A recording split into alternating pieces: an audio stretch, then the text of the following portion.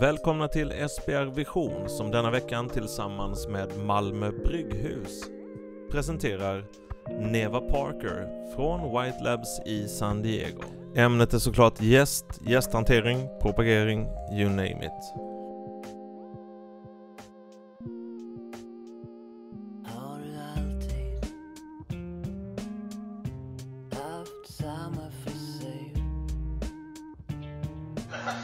That's how we ended up here.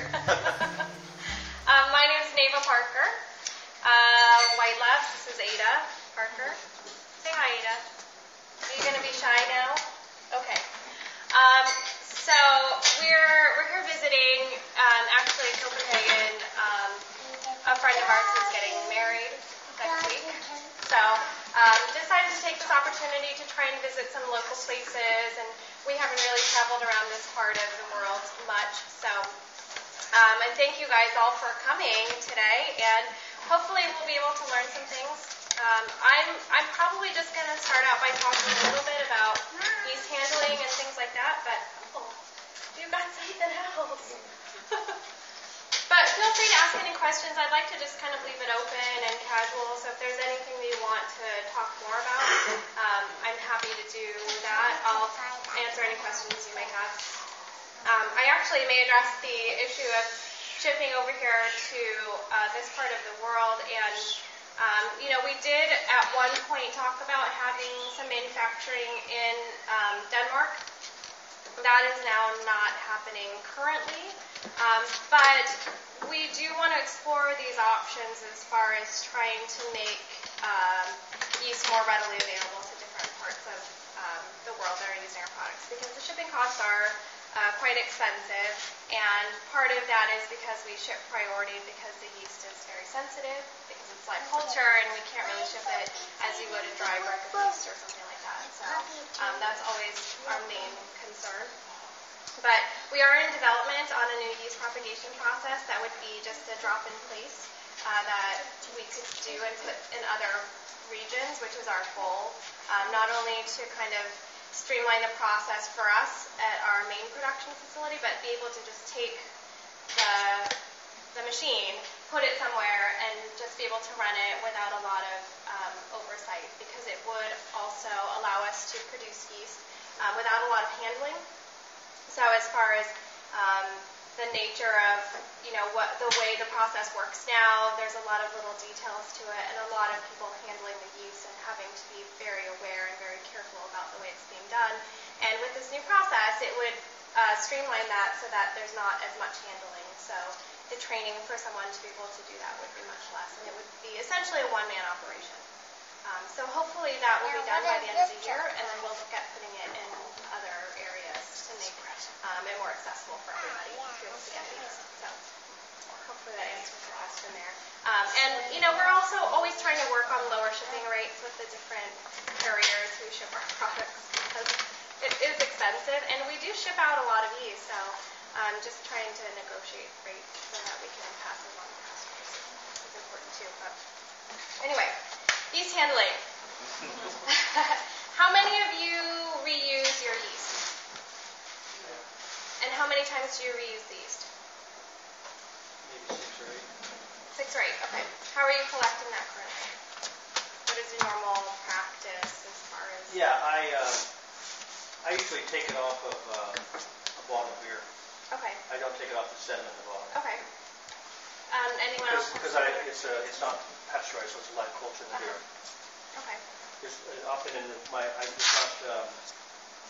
it's not filtered, so there's a little bit of sediment on it, and I'll just grow it off that. Okay. I grow it after post-fermentation, bottling. Yeah, and I used to can a lot when I was a kid with my grandmother, and I just boil wort, and I sterilize the quart jar, and I put it in a quart jar, and it locks. Okay. And then I've got cool sterilized wort, and then I pitch it in that and just give it a little room to breathe, and it usually takes off in about a day. Okay. And works up a foam and goes flat. And then I just go by taste. And actually, I haven't had a batch go sour on me in probably 20 years. Okay. So. Anyone else have any experiences with collecting and reusing yeast? We have this bottles. The firm flask. Firm flasks, okay. Whitelabs Great. Sapco. Okay. So we collect from the primary fermentation in the conicals, and we discard the bottom layer. Kind of sometimes give the cone a whack with a rubber hammer to get everything loose and flowing, and then collect it into the firm flasks where we keep it without pressure. And usually repitch, we do that to store it in a walk-in cooler, or we pitch cone to cone, using the same kind of principle with a side glass and a three-way valve. Okay. Yes. I did it sometimes as a home brew. Okay. But it was very hard to know how viable the yeast was. Sometimes the fermentation got stuck. And sometimes I also overpitched and then got this very meaty taste, like the taste of bad meat or something. And how about at the brewery now? Are you not reusing yeast? No. In my commercial brewing, I've only used dry yeast. Okay. Yeah, I'm a little nervous to use it on a large scale myself. Sure.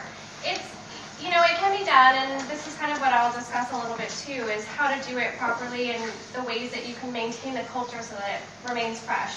And also kind of ensure that you're not pitching too much yeast or that it's viable. There are lots of little tricks that you can do that are relatively simple without really needing a lot of lab equipment. That's not distracting at all.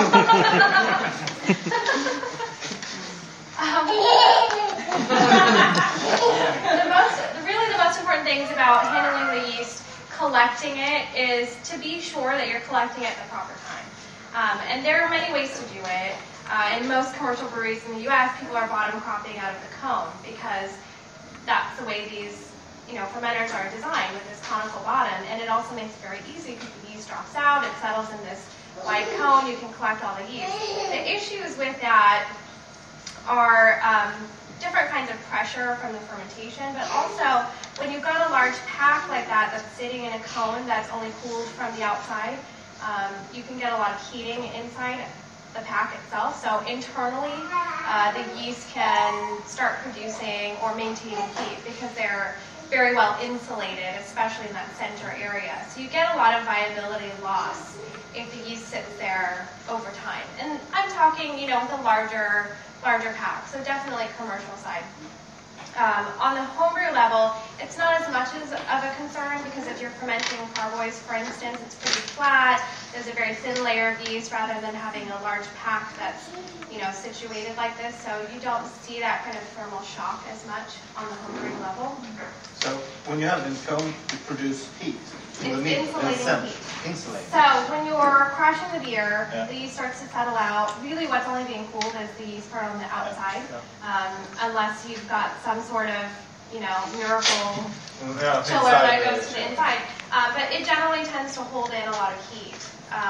Those cells are just really good insulators, so they don't cool down very quickly. So, we've seen temperature changes within the 10 to 15 degrees Fahrenheit range difference. So it can be on the outside, 4 Celsius, and inside it's closer to 10, for instance. I mean, it's quite a big difference. So it's very important to remove the yeast as quickly as possible for those reasons. And you guys have a firm flask, so anything like that is great. Even food grade plastic buckets, whatever you can to remove the yeast so that it's not just sitting there. And also depending on the beer style, if it's high alcohol, again, that's going to be fairly toxic to the yeast. So what would you say is the maximum level? 6%? Over 6%. Yeah. If you're under 6%, it's generally not as bad. So even if you're collecting the yeast into another container, if you're at 6% or less, it's okay to leave the yeast on that beer. But otherwise, I would try to either wash it with some sterile water or something like that to remove some of the alcohol, so that if you do have to store it for a period of time, you'll get better viability maintenance if you're not sitting on higher alcohol beer. Is it okay if you collect the yeast in a bucket or something to try to let the yeast settle in the bucket, decant some of the wort, and try to dilute the rest of it? Absolutely. And there are many ways to do it, but if you are going to collect it and you're worried about the alcohol and you have to store it, it's good to try and collect it into a larger vessel so that the yeast can settle out. You can decant some of it, add some water back, mix it up, let it settle out. In this way you can wash out most of the alcohol. And also, you know, if there's any trub or anything like that too, you'll get rid of most of that as well. So these are kind of important conditions for storage. So if you do have to wait a while between, you know, collecting the yeast and using it again, those are all important things to consider. So, you know, my preference as far as collecting yeast is to top crop. It's not possible. Top crop. Oh, do it. It's collecting yeast from the top. Okay. Yes, sorry. It's not necessarily very easy to do because most systems are built with a conical bottom, and there's no way to get in there from the top and start collecting the yeast. But it has a lot of benefits if you can do it. And again, not every strain is good for top cropping because maybe lager strains, for instance, because they're not really, you know, hanging out the top too much. But many ale strains will top crop. And the benefits are, you know, you get really, really healthy yeast. So what you're collecting is the most healthy population that you could possibly get. When you say top crop, do you mean off the top of the fermenting beer or Yes. off the top of the yeast cake? Off the top of the fermenting beer. Okay. Yeah. Wheat beer yeast is notorious for not handling bottom cropping very well. Is there a way to work around there, or is it you have to suck it up and get a new yeast strain every third? This is where top cropping becomes very beneficial because But in a conical, it's right. Yeah. In conicals, it's very difficult because they're not designed for that. I've seen newer breweries who are opening up actually build their fermenters so that there is a port on the side, and then they build a vacuum with a stainless steel wand that can go in and just pull out yeast. So yes, it's not easy, but if you can set up some sort of system to do it, it's really the most ideal. And it will give you longer generations on things like wheat beers, which generally don't bottom crop very well. I mean, they will, but then now you're selecting for very flocculent wheat beer yeast, which is not what you want. And that's why you can only use them for so few generations, because you're subsequently selecting for yeast that are going to drop out. So if you can top crop, you can get many generations out of it. The number of generations really depends. It's a question we get all the time. And the general rule of thumb with ale yeast, about 8 to 10 generations. With these wheat beer yeast and other Belgian strains that don't flocculate very well, it's probably more like 3 because of the flocculation Okay, so you're changes. saying while it's in fermentation, you reach inside and take some of the foam off the top. That's for top cropping, yes.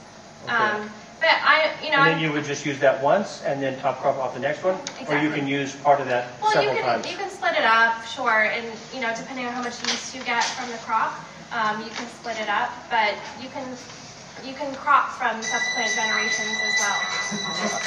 And that can be used.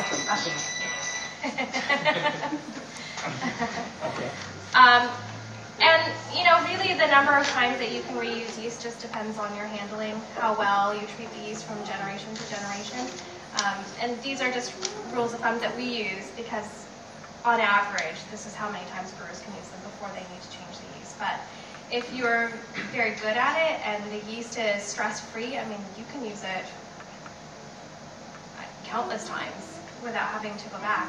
As long as you're maintaining a stress-free environment that allows the yeast to ferment without causing mutations to occur and things like that. That's the main reason that people have to go back to a culture because mutations start to happen very quickly over time. And so how do you know?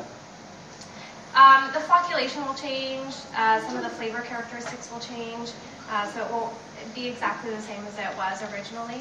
Most of the time, you'll notice when you start to see either the yeast start to perform slower or it doesn't attenuate out as far as it used to. It'll be less flocculent and it'll start to remain in suspension. That just shows that mutations are occurring, so the yeast aren't really going to stick together as well and drop out. Flavor changes, they could produce different characteristics than what they normally would. Those are all kind of signs to tell that they've mutated and it's time to go back to a pure culture. When you store the yeast, what temperature is ideal? Usually between 32 and 36 Fahrenheit. So that's around 2 to 4? Yeah, 2 to 4. And if you do that, then you have done everything perfect. How long time can you store it? Again, and it will depend because no matter what, they'll start to deteriorate a little bit over time. 2 weeks is the general rule of thumb, but again, you would have to check it to see how it's doing. A really easy way to do that without a lot of equipment is to do what I call a forced fermentation.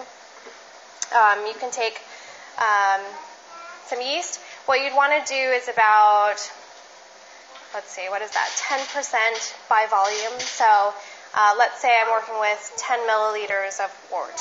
I would want to pitch that with 1 milliliter of yeast slurry. And it takes a couple of days to do it, but the yeast should drop to at least half of the original gravity in 48 hours. And that's generally a good sign that the viability is still quite high. If you're getting something slower than that, then that probably means the yeast viability is lower than what you would want to collect and repitch. So if it's older than 2 weeks, the cells have deteriorated, but there's some cells left. There are some cells left, and you can definitely rejuvenate the culture. So a good way to do that is just to feed it with some fresh wort. You'll get a little bit of cell growth.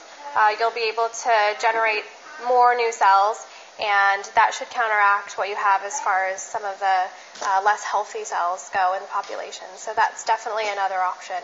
And usually when you do that, you want to feed it with twice as much volume as yeast, so a 1-to-2 ratio between wort and volume.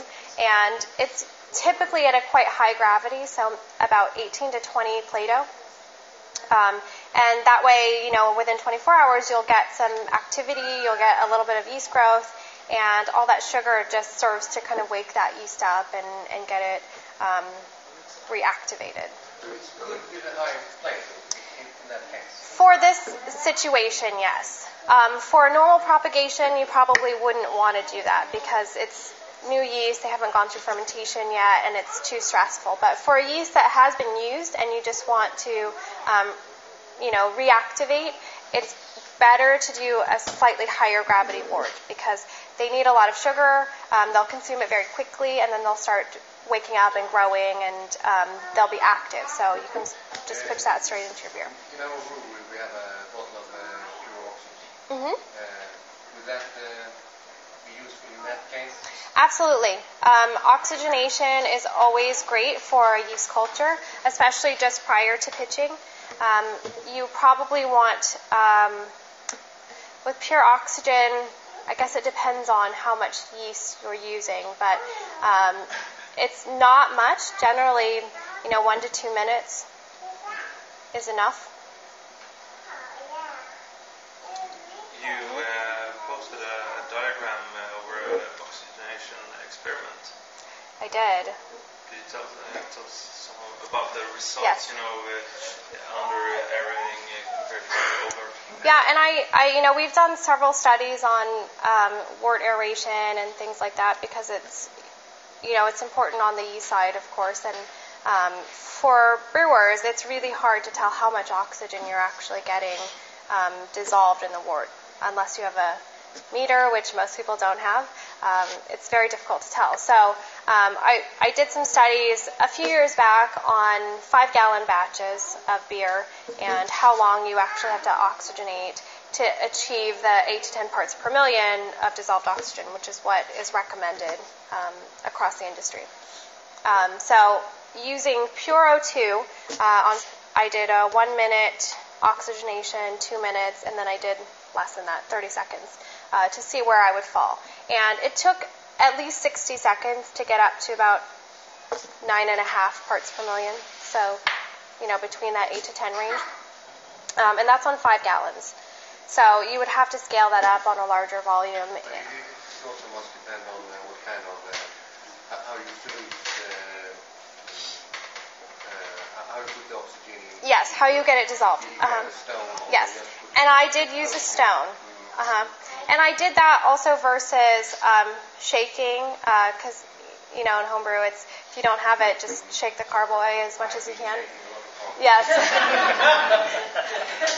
And that actually does work quite well, but it takes 20 to 25 minutes to even get close to that range.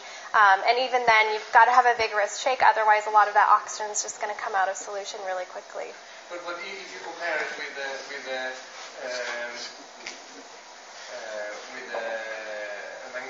magnetic stir plate? Mm-hmm. I haven't done any trials versus stir plate, so I don't know exactly what you would get with that. I imagine, though, it's very close to just putting in a compressed air or something like that, which is generally going to give you about 5 parts per million, 20 minutes. So it may have to be longer, an hour, close to that, to really get the dissolved oxygen level that you would want. But for compressed air, you also need a sterile filter. Yes, exactly. And, in general, if you're not going to reuse the yeast, it's probably not going to make as much of a difference on the oxygenation part, because usually the first generation will take off, it'll finish, and be just fine. And, I get questions about that a lot. Like, I didn't really aerate, and I didn't have any problems with my fermentation. Well, that's great. It's completely fine, but if you're going to collect that yeast and reuse it, now you have a population of, moderately unhealthy yeast. So while the first time you ferment, it's no problem, it's usually within the second, third, fourth generation that you're going to see those deficiencies really come through. So, yes.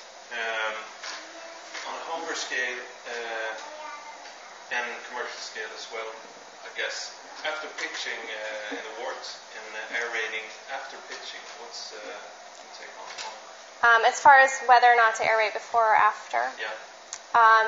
I would say it depends a little bit. If you're going to use air, compressed air or shaking, I would do that first and then add the yeast, because the yeast will start consuming the oxygen pretty much as soon as they get into the wort. And you could be losing some of that or having no idea, how much is being used and how much you're putting in there. So in that case, I would, because of the time that it takes. If you're doing pure oxygen, I prefer pitching the yeast and then oxygenating for the 1 to 2 minutes, because, for me, I just like to get it mixed up and also get the yeast mixed up into the wort so that it can start fermentation quicker. So if it's going to take some time, I would oxygenate first and then add the yeast. If it's going to be quick, like with Pure O2, I would add the yeast and then oxygenate. But it's a matter of preference. As far as, if you're going to do the O2, you can do that first and then add the yeast as well. But I just prefer adding the yeast and then oxygenating. Yes? When is the right time to do the top cropping? Top cropping. Yes. It's typically within about 24 to 48 hours into active fermentation. That's when most of the yeast are going to be most healthy and they're rising to the top, so you can start skimming it off the top. And it is similar in a way to the bottom cropping, because you do want the middle layer still. The very top of that fermentation is going to be a lot of proteins and also just, yeast that maybe aren't as good at fermenting, just kind of rising to the top. So that middle layer is still where you want to be as far as the top cropping goes. Is there a difference if you take it like 3 days or the first day? You probably don't want to take it the very first day, but give it 1 day of fermentation and then you can start cropping it. And, the yeasts that are still in there are still going to continue to generate new yeast. So there shouldn't be a concern either of not finishing because you don't have enough yeast. So they're still growing and making more yeast, so they'll continue to ferment. Some brewers talk about discarding the first top layer of yeast and then focusing on harvesting the second.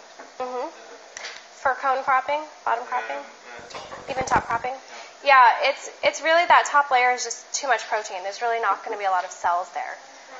So that the middle layer again, and that's it. In that sense, it's similar to bottom cropping because you want to only get the middle layer. That's the best area to crop.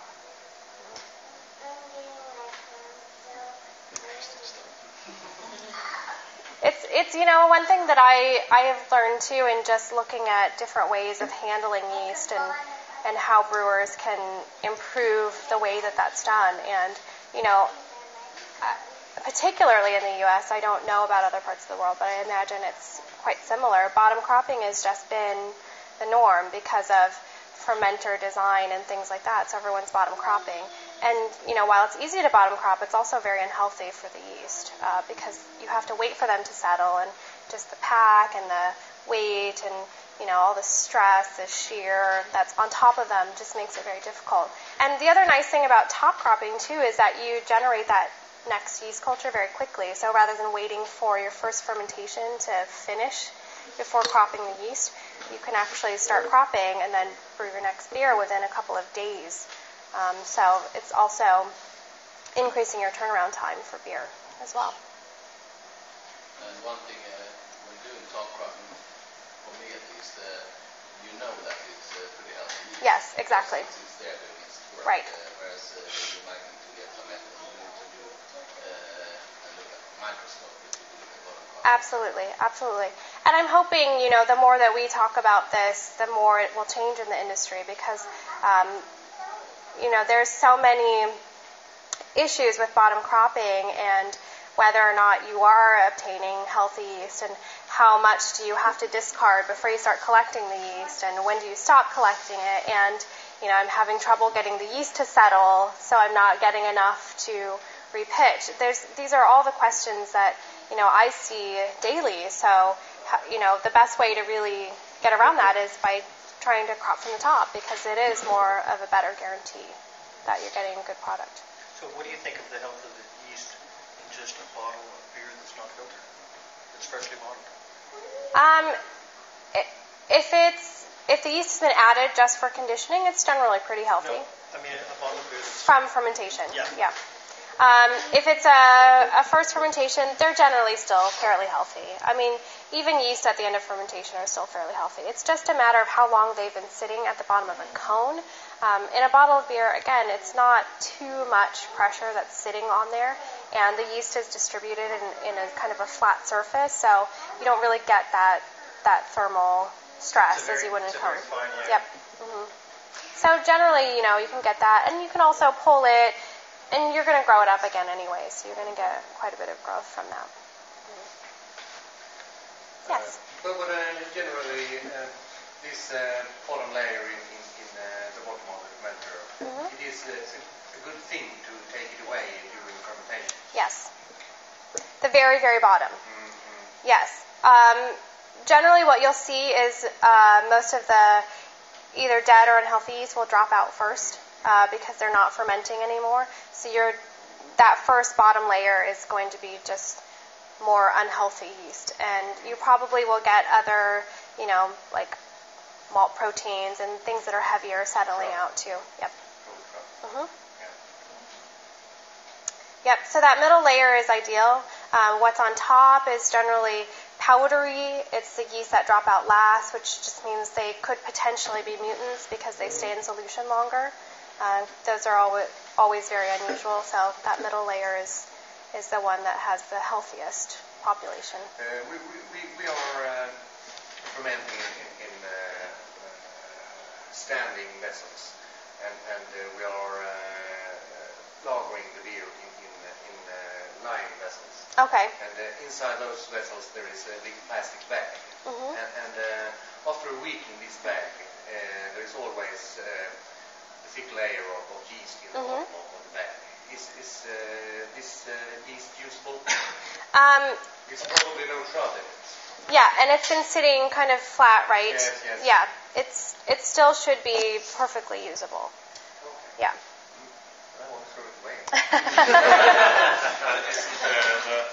The harvesting yeast from the primary and the secondary, from the lagering process, you expect to get the better yeast from primary fermentation harvesting directly? Ideally, yes, the primary fermentation would have the best yeast, but you can always still use some of that too, and it could be mixed back, for instance, with some of your other culture, because it's still going to ferment, and it's probably still quite a bit of yeast that is conditioning. So you probably wouldn't want to use that yeast by itself, but mixing it back with the original primary fermentation culture would be fine.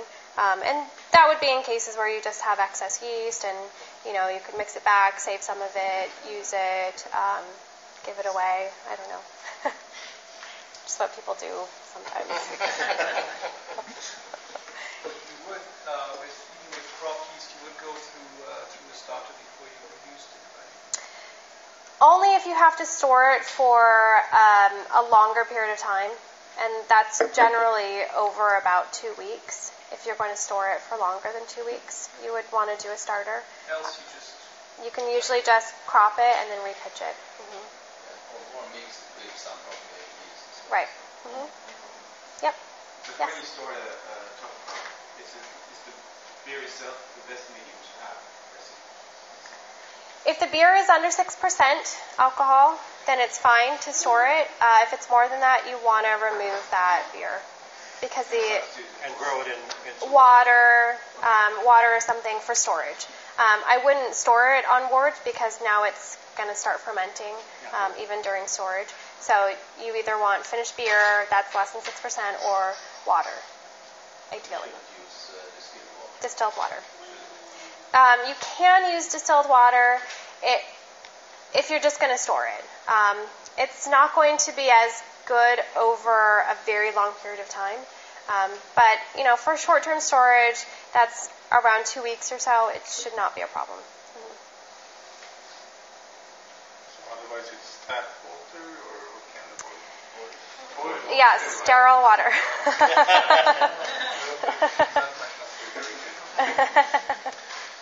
Freezing yeast. Is that possible, or what happened with that? Freezing yeast is possible. There are a few things that you would want to consider when it comes to freezing yeast. Most home freezers are not cold enough to do that.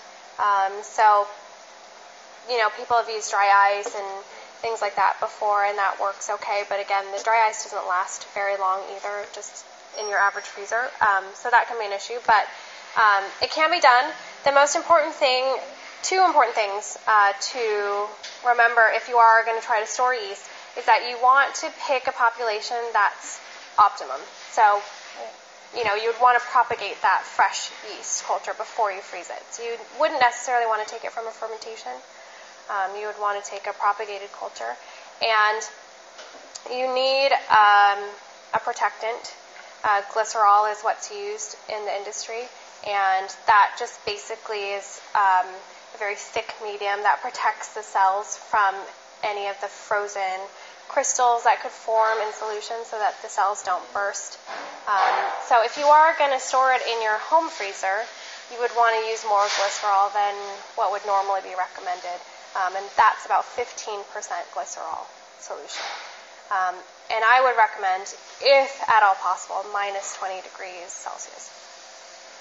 If that's not possible, it's very cold. Very cold.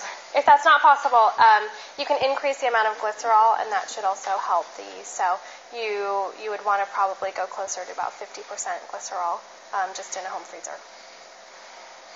I've heard some arguments about if you can't use cryo freezing, that storing the yeast close to freezing is the best way, because you limit the risk of crystal fracturing the cell membranes. That's true. I mean, the crystals are really going to, cause a decline in viability because it'll kill some of the cells. But if you're using some sort of protective media, that should allow the yeast to get down to temperature without being prone to some of those crystals, which is why that glycerol solution is sort of like an oil-based media that just kind of surrounds the cell wall and protects it from crystals that are going to form. So another option too is just putting it on a solid media, which a slanted media culture will usually last 6 months or so, just in your fridge. So that's another option, unless you plan to keep it for many years. Could be true as well. That's real work to do so. Yes, it is. But if you have some of those techniques down, it's still fairly simple to just streak the solid media, and you can keep it in the fridge. But then you would have to go back and start culture from that, and you would have to know how to do that to get the yeast back into liquid form for a slurry. So all of those things take several steps to really get it to a usable volume that you would want to use. But it can definitely be done. I know homebrewers who do it. So when you have a culture in your refrigerator that you saved, or a bottle of beer that's been sitting in the refrigerator for a few months, and you grow it, you grow it, it foams up. Is that good enough, or should you grow it a couple of times to get a very healthy culture? Well, it's hard to say because you don't know what state it was in when you collected it. So how but would you know? Yeah, it would be hard to tell. Okay. You could do viability tests on it. What I mentioned before about doing the forced wort fermentation, where you could do the ferment and see how well the yeast performs. The one thing is just not knowing whether or not the yeast is mutated at all. So whether it's exactly the same as the original, there's no way to tell that unless you were familiar with the fermentation performance and the different flavor characteristics that strain gave off before you collected it. But taste would be the best. Yeah, absolutely. And yeast are very hardy in that sense. You can collect from bottles that have been sitting around for many years and still get viable cells. You really only need one viable cell to be able to maintain the population. But you just never know if it's exactly the same as the original. And it's kind of just what you accept as part of what you're doing in collecting the yeast that way. That goes back to propagate. Know how much you propagate as well. In order to get to that 1 million cells per liter per milliliter. Yes. And, one thing to remember too with propagation and pitching rates, and this another thing that we talk about quite a bit, is that most of these pitching rates that you hear, these 1 million cells per mil per degree Plato, are based on repitching. If you're propagating fresh culture, you don't have to pitch as much yeast because you have a very healthy population. The cell walls are very thick. They're ready to go. So you can pitch fewer cells and still get a great fermentation. And you also want to encourage growth during that fermentation. So the fewer cells you pitch, the more growth you're going to get. And this kind of goes back to your comment earlier about over-pitching and getting that kind of meaty flavor in the beer. It's because when you pitch too much yeast, you don't encourage that population to grow as much. So it's not generating a lot of new cells. And instead, you're getting just kind of an older population that's fermenting, and they don't tend to produce as many flavor compounds because they're not growing as you would get in a population that's actively growing. In my case, I think there was a lot of dead yeast in the beginning. Exactly. That was terrible. Yeah. Yes. Dead yeast is never good. I like those guys, not the dead ones. Yeah, exactly. So I have a question too about Sure. with your Whitelabs. I've only used your small bottles of liquid yeast, and I've had good success with it. I had one not long ago that I used called Yorkshire Square. And it was kind of an unusual fermentation. It was very thick and foamy on top. It is a very unusual fermenting yeast. We've had a lot of different comments on it. Mm-hmm. It's good. It's different. Yep. But what I was going to ask you about is, do you have the same product? Because when I've done larger scale, I used like the Cephalo 5. Mm-hmm. Is it fermented? Yes. And do you have something like that, or that you use, or is it all yours liquid yeast? It's that has to be all liquid. Yes. So you don't have like one you just sprinkle some dry and it takes off. No. The reason we haven't done it, and this is another thing that we've talked about because of shipping costs, because of storage, and lots of other things. I mean, obviously the liquid yeast is very susceptible to, viability loss because it's live. It's pure culture. It's more pure than a dry yeast because of the process. And that's the biggest reason that we haven't dried down any of our cultures. Okay. Because the Cephalo 5 is so easy to handle. Exactly. And we want to do it. We've done some small-scale trials. We just haven't gotten to a point where the product that we produce at the end is of the quality that we expect from our yeast. So until we can get that just right, we probably won't be producing any dry yeast. But we want to because of the competition, because of shipping, because of, trying to get yeast to Africa. It's not very easy to ship liquid yeast and get it in a way where that culture is going to be received in a really good state. So those are all issues that we want to address. But the trials that we did several years ago, small scale, because of the drying process, the yeast is very open to the environment, and that causes a lot of contaminants to be introduced into the culture. And also, they lose some viability as they are rehydrated back for use in beer. And because of that, we've found with the cultures that we tried, they didn't give the same aroma profile, the same flavor characteristics. They tended to be really like powdery and flat compared to beer that was fermented with the fresh yeast.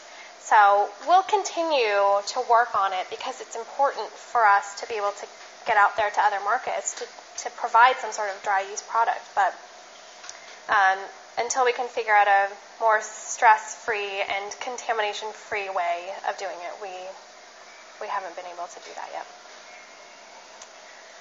So it's challenging for sure because a lot of the dry yeast manufacturers are producing much better products than they were before. But for us, it's just not what we want to put out there with our name on it. So many different strains. And that's the other problem. Dry yeast is really only available for certain strains because some strains just won't dry down.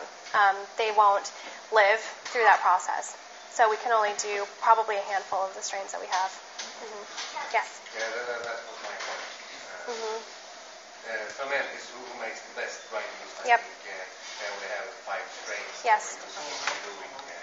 Something Yep. like that. And for a long time, they really only had 2 or 3, and just recently they've put out a few new strains, some Belgian, the wheat beer strains, and things like that. They're one of the lager yeast is very good. Yes. Mm-hmm. We used to distribute a lager yeast way back that Lallemand made, but they discontinued that product, and it never really sold well for us, so it just hasn't been. And we. Actually, I never heard anything good about that strain. Yeah. So we haven't. It's not that we haven't tried, and we do distribute some dry yeast strains, but they're for the distilling market because they just want something that's going to ferment fast and not worried about some of the other factors that are so important in beer, I think. So we're still working on it, but we haven't been extremely happy with the results we've gotten so far. Is it okay to take a short break? Sure, yes. Looks like everyone needs a beer.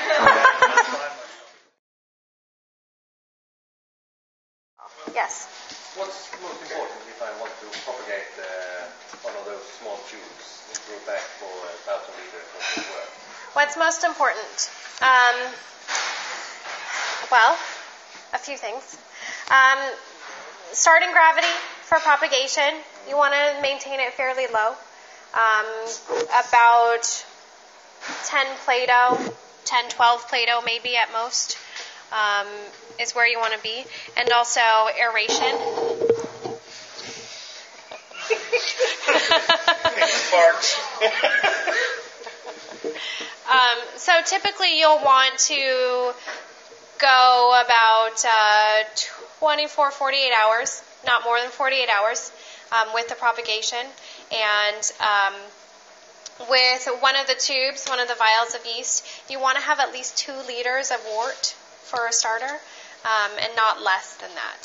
So you go 2 liters and then 20 liters and then 50 liters in the bottom of the vat or something like that? Right. Well, depending on the volume you're going to pitch. If we're talking about 1,000 liters, so... Sorry, I have to do the conversion. In your head. My head. After drinking some beer. 7 barrels? 8 barrels? Yeah, so for about 7 or 8 barrels, let's say. If you do 1 vial into about 2 liters, and that can go into 20 liters, and that should be enough to pitch then. So you'll do 2 steps. Yep. And a normal home fermenter would be enough? Yes. If you're using one like for high gravity beer, usually you have gravity range, of course, but it's often. But how much can you manage with one vial without pre-culture? 1 vial will usually pitch about a 1060 specific gravity, so about a 15 Plato. If you're going more than that, I would do 2 vials or do a starter. Yes. Is that strain dependent as well? Because some yeast cells are quite smaller. Yes. You can pack more. Sometimes, but I would say just in general, as a rule of thumb, 1 vial less than about 15 Plato. So 15, 16 Plato. But anything more than that would be requiring a starter or multiple vials. A 2-part question. Yes. Under-pitching versus over-pitching. And the beers that might benefit from under-pitching, like wheat beers, Belgian beers, are there more styles that you... Well, so I just touched on that briefly, pitching rates and what should be pitched and whatnot, but for the most part, it can be across multiple styles. It depends on what kind of flavor profile you want. So yes, for wheat beers, for Belgian style beers, because you want to gain more aromatics from the yeast, you would want to underpitch slightly because you're encouraging yeast growth. And that can be true for any style. If you want to encourage more flavor compounds from yeast, you want to underpitch it a little bit. If you want a cleaner beer, then you want to pitch it closer to that 1 million cells per mil per degree Plato value, because that will give you less growth. You'll just get fermentation, so there won't be a whole lot of flavor characteristics to the beer. The one thing to remember with that, though, are ester compounds, and this has been a point of confusion, I think, amongst a lot of people as far as what promotes esters and what doesn't. More cell growth actually decreases the amount of esters that are produced. What increases esters is temperature and oxygen. Oxygen decreases esters. Now I'm confusing you. But temperature increases the esters that are produced. Anything that promotes cell growth, so oxygen, gravity, things like that, will actually reduce ester compounds, and that's because there's an enzyme that the yeast uses called acetyl-CoA. It's a pretty big enzyme that is also responsible for growth, promoting lipid metabolism and cell growth, building of membranes. The same enzyme is also used to produce esters. So when yeast are growing, that enzyme is focused on growth. When the yeast aren't growing, the enzyme can be redirected to produce ester compounds. So that's why there is this inverse relationship between cell growth and production of esters. That's been a common misconception, because I think, and even I have said this in the past too, as you grow more, you get more esters, but you get more fusols, but less esters. So that's why you want to start the fermentation on on the lower end and then slowly raising it. Right. And, with a lot of these styles where you do want a lot of ester character, generally the fermentation temperature is a bit warmer, and that's where all of that ester production comes from. Another question Yes. on pitching. What would you say is the maximum pitch temp difference that you should aim for? The difference between the culture, Yeah, and the I would say it's probably what we would normally recommend is around 10 degrees Fahrenheit okay. difference. So it's still a fairly wide range, I think. But of course, you don't want to have a culture that's been growing very warm and then pitch it into a lager at lagering temperatures, for instance.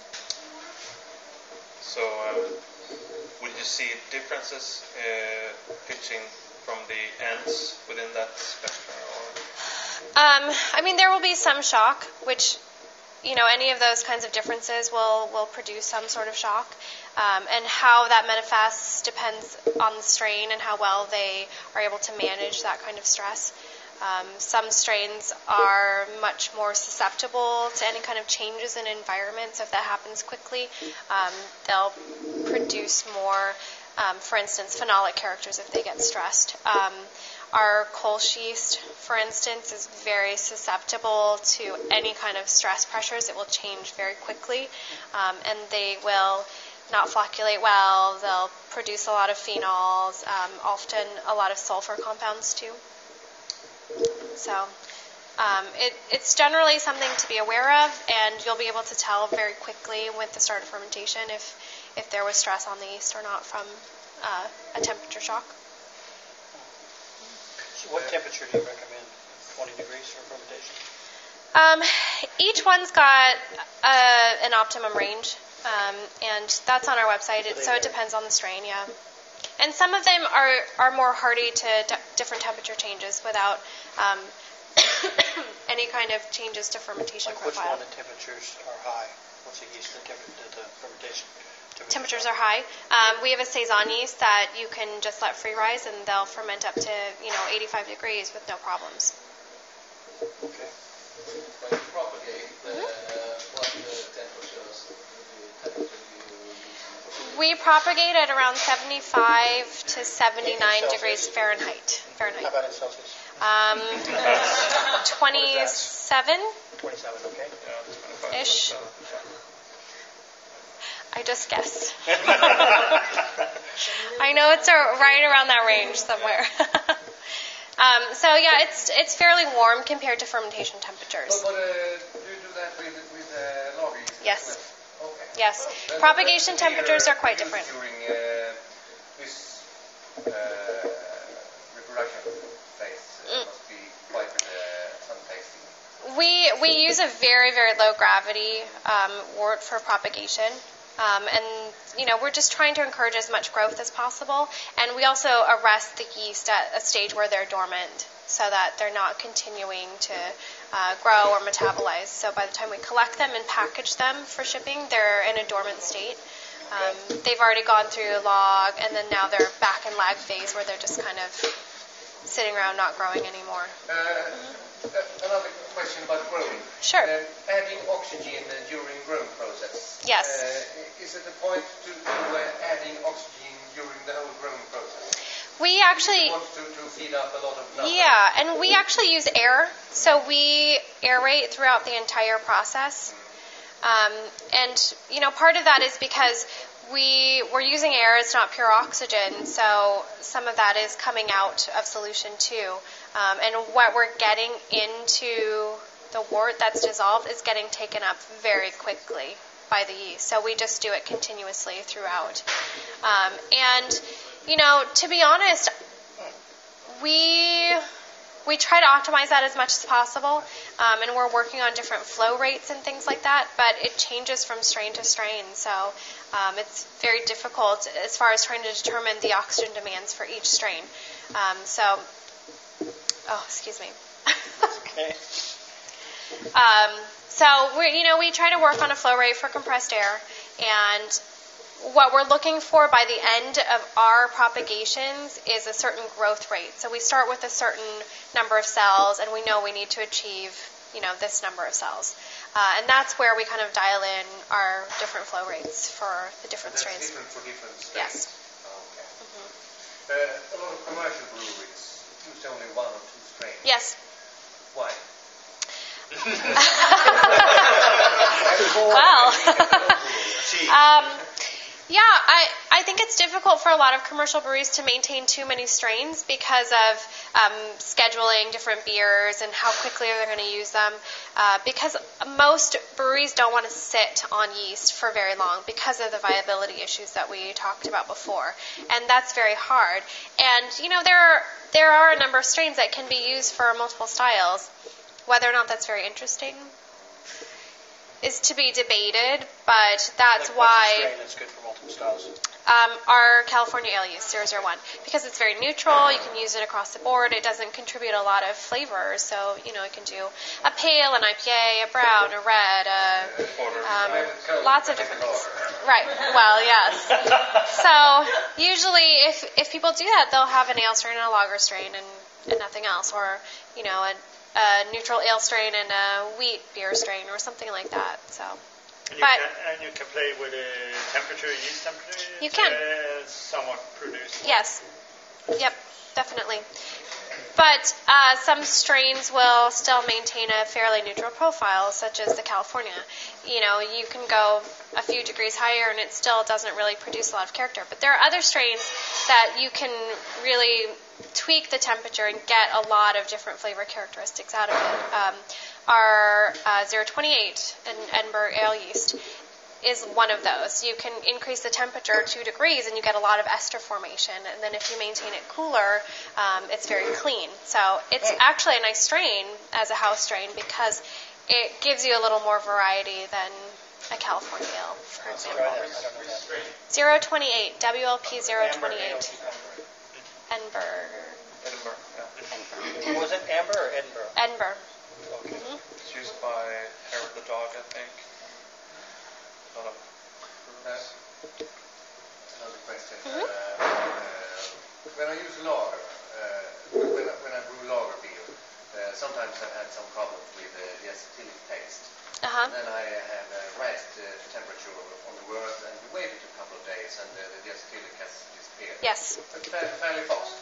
Yes. And that's the way to do it. Yes, absolutely. Yeah, but what if I get the acetylic in an ale? It's very uncommon in ales, but if you do, you want to condition it for a little bit because it's a very common compound that's produced by all yeast during fermentation, and they'll take up that yeast again and metabolize it into a form that you can't taste. And if they don't have enough contact time with the diacetyl in the first place, that's where you get that excess character from. With lagers, because of the colder fermentation temperatures, the yeast are much slower to do that, and that's why everyone always talks about doing a rest, where you increase the temperature, so you encourage the yeast to metabolize that diacetyl a little bit faster.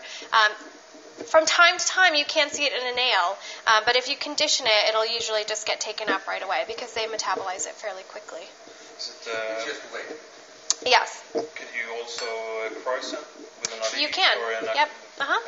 Yeah, absolutely. Anything to get some sort of yeast activity so that it'll encourage that metabolism will usually take it away. On lagers, what do you think about the Narcissus fermentation regime? Is it, starting fairly low and then rising fairly high quickly? Doing on the yeast, and if you want to repitch. I think that it's okay. Most lagers will ferment warm as well. It's not a problem. It's just that they prefer the cooler temperatures. The only concern, because we normally recommend pitching lager yeast warm and then cooling it down. But that method would work as well because just to get the take off. Exactly, to get the activity going and make sure you've got enough yeast in there so that it doesn't stall because of the cooler temperatures. But starting cold and letting it ramp up is fine. Most of the flavor production is going to occur within the first 2 days of fermentation anyways. So if it's starting off cold, it's not really going to produce a lot of other compounds throughout fermentation. So as a brewer, I can pitch the yeast in 15-20 degrees and put it in the refrigerator down. Right. Lager. Yes. So you don't have to cool it down all the way to Yes, and that's what I would normally recommend, only to get the yeast acclimated, and then they'll start being active and then cool down, and they'll continue to ferment. Is it okay to do that with 001 as well? Yeah, sure. Yeah, I've had problems sometimes getting lager yeast to take off, and then I'll take it out of the, I used to do it in like an old refrigerator, and I take it out of the refrigerator, and I wait until I see just a tiny, tiny bit of foam on the top, and then I go back in, and then it goes great. Yep. Yeah, and that works great. Some people don't want to do that, don't want to start it warm. They want to just start it at lagering temps. If you start it cooler at lagering temps, you just want to pitch enough yeast because of the slowed activity. Also you were talking about freezing, and a couple of times I've had, here in Sweden, I've done lagers, and like at farmhouses, and it gets too cold in the winter, and I go down and check them, and they're frozen solid. And then, take them inside, let them thaw out, and then they take off again. Yeah. It'll happen. Like I said, they're very hardy. Some of them probably died, but you probably still have enough yeast to continue fermentation. They're amazing creatures. I'm really into bacteria and wild yeast, or I don't know if it's fair to call it wild yeast anymore because it seems to be pretty much domesticated nowadays. So, do you have any tips on brewing? I know you put out a new Brettanomyces strain, specifically engineered to do 100% Brettanomyces fermentation. Talk some more. That strain in particular is a very hardy strain. It's a strong fermenting one compared to some of the other Brettanomyces strains that we carry. Most of that, again, is because it's been conditioned to be a primary fermenter, whereas most of the Brettanomyces strains that you see on the market are for secondary because they're just not as vigorous at fermentation. And there are a lot of different ways to do it, and I've actually done a trial recently, and I didn't talk about this before, but we have a tasting room now at Whitelabs where we have a lot of different trials, so we can try different strains in one batch of beer, split those up, and then people can come in and taste the different strains that we carry actually and see the differences between each of those. And I did a few Brettanomyces beers a few months back. We haven't served them yet because they're still working, but what I did was a Brettanomyces primary fermentation, all Brett, 100%, versus those same strains in secondary. So I used just an ale yeast for primary fermentation and then pitched the Brettanomyces later. And we'll see how those go as far as the changes between primary and secondary fermentation with those strains.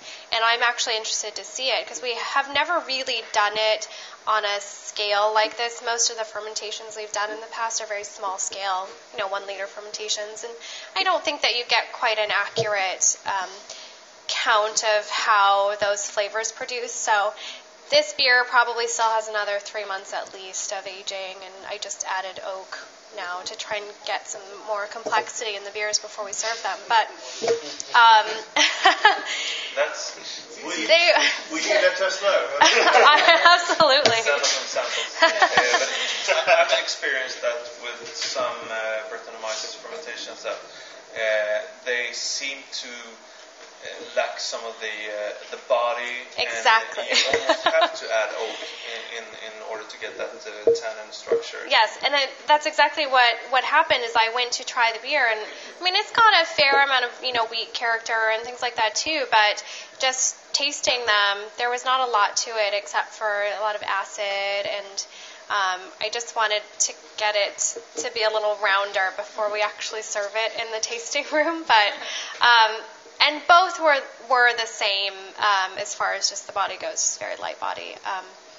But I just find them very interesting in the way they work. They're quite different from brewer's yeast in a sense, but also very similar. Pitching rates, Again, it depends on primary or secondary. For secondary, we usually recommend a fairly low pitching rate, 200,000 cells per mil, very, very low. And then for primary, it's a little bit closer to what you would pitch for brewer's yeast, but still it's only 1 million cells per mil, and that's not per degree Plato, it's just 1 million cells per mil. And that seems to work fairly well. Super attenuating strains, definitely, so the beer will be very dry. And as far as use, most of the questions I get are whether or not you should separate equipment for your non-Brett beers and your Brett beers. And I would say if you're using any kind of plastic, then yes, because they're porous and those bugs can kind of get in there and they'll continue to grow. They're very difficult to clean from surfaces such as that. But glass, stainless steel, if you just use good cleaning regimen, a caustic and an acid, both, it shouldn't be an issue as far as cleaning. But any kind of porous material, you should definitely have dedicated equipment for them. Yes?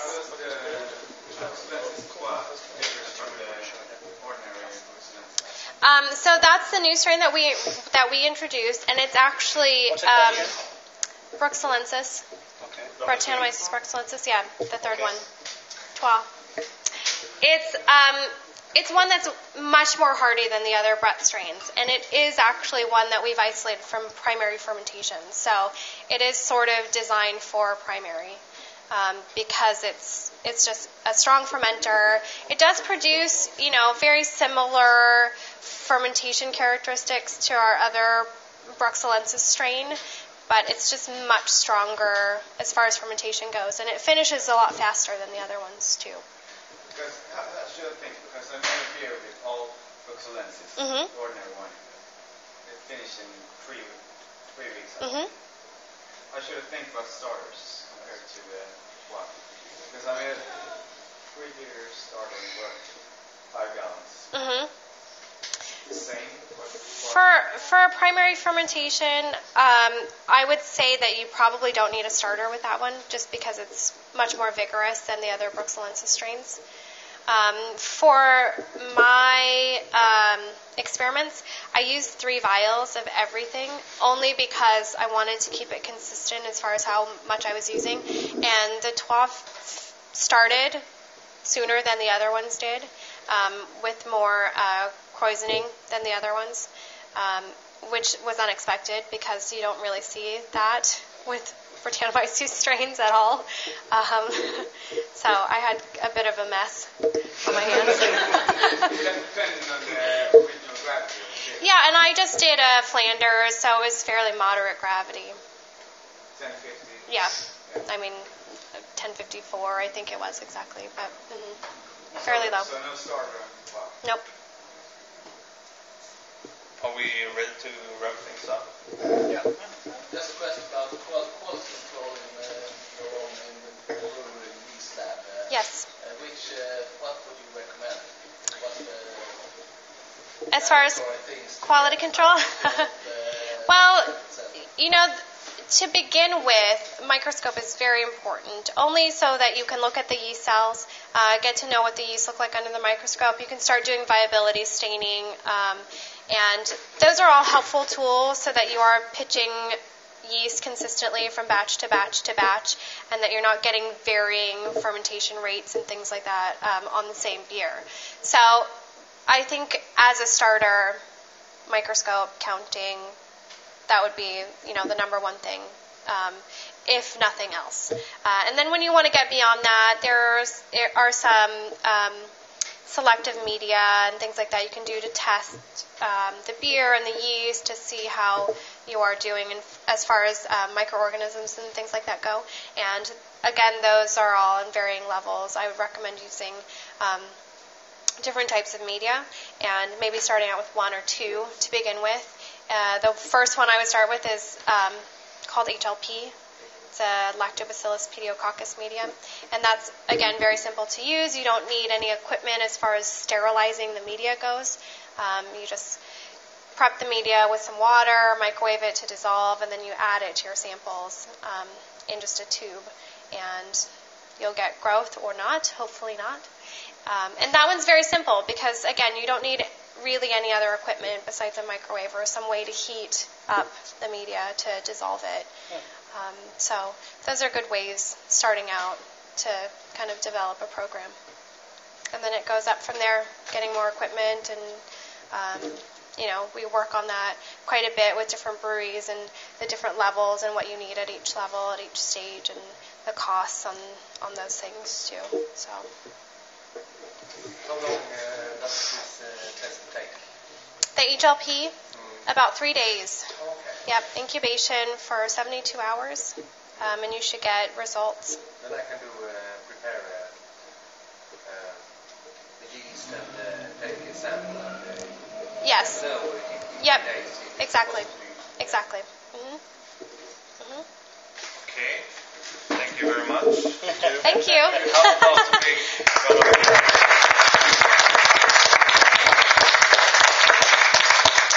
and a big one for Ada and Glenn. Aww.